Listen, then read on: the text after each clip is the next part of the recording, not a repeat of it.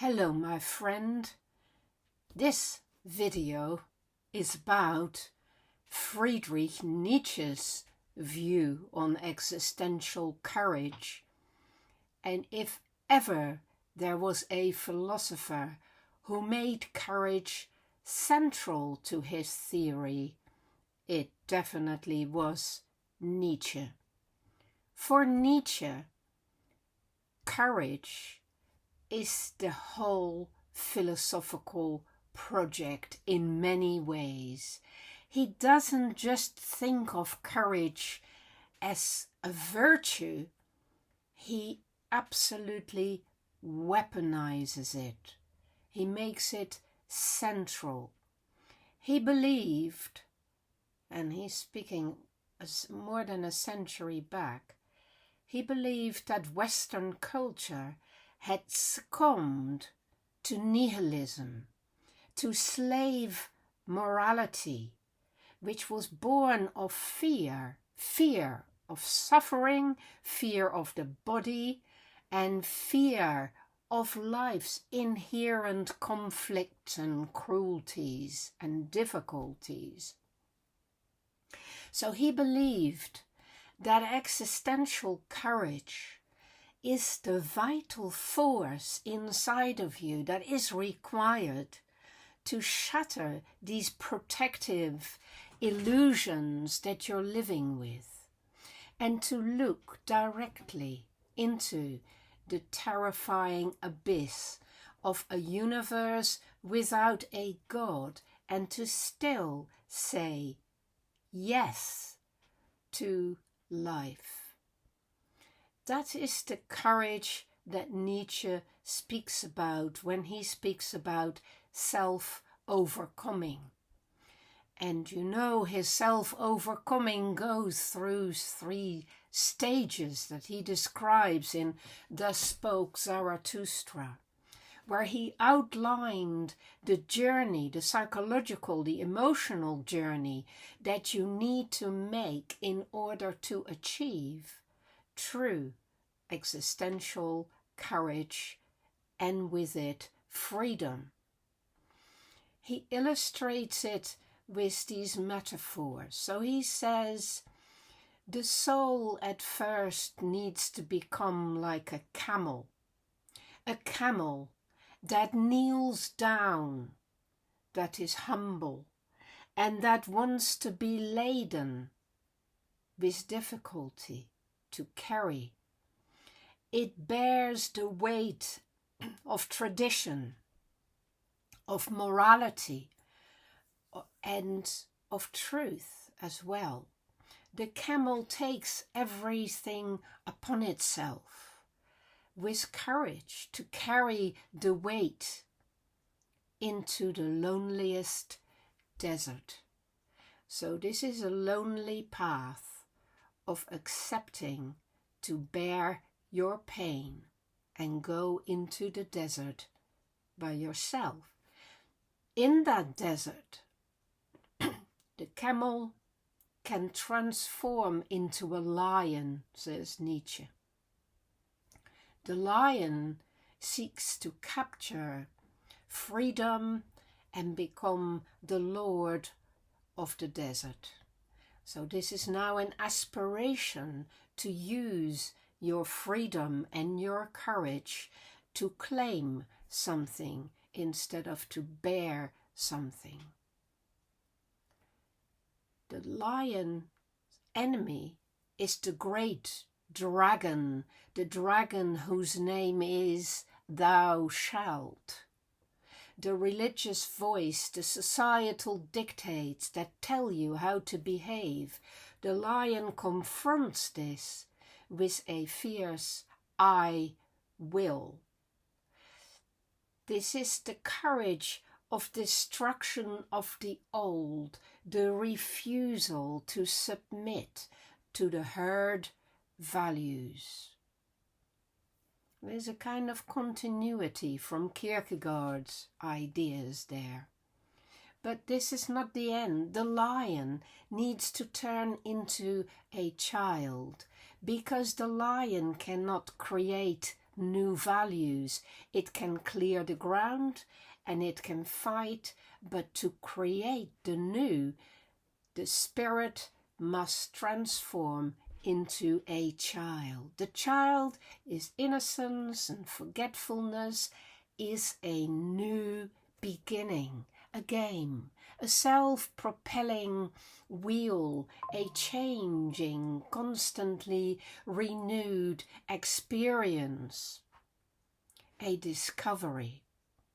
The courage to play, to create, and to affirm life on your own terms.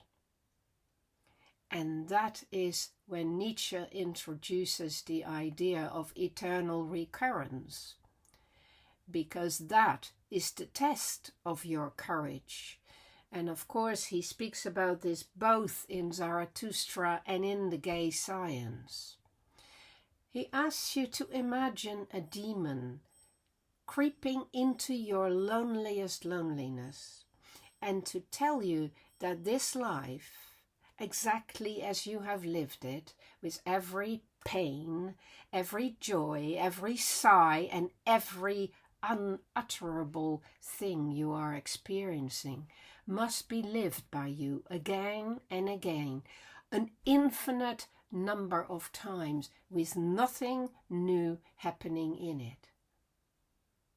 He says, would you not throw yourself down and gnash your teeth and curse the demon who spoke thus? Or how well disposed would you have to become to yourself and to life so long, for nothing more fervently than for this ultimate, eternal confirmation and seal? Well, it requires deep courage to think of life like that and to not become kind of paralyzed by the thought that things will carry on as they are. You have to strip away your hope for some kind of utopia or some kind of heavenly reward or some kind of cosmic correction. It forces you absolutely into the responsibility for what you live in this moment, and it requires you to embrace your own fate as you have sealed it. This is how you learn to love your fate, amor fati, desiring nothing to be different, not forward, not backward, not in all eternity. It is a very demanding philosophy. I think it's a good thought experiment. I wouldn't want to live with this conviction, but it is something that helps you to test yourself and to become awake to your need to be more brave in daring to live the life you're actually living, instead of constantly trying to improve things and want more and more and more and more. Nietzsche totally rejects the utilitarian goal of eliminating suffering. He views that as a symptom of our declining, fearful life force. In Beyond Good and Evil, he argues that everything profound in human culture comes from the culture and the discipline of great suffering.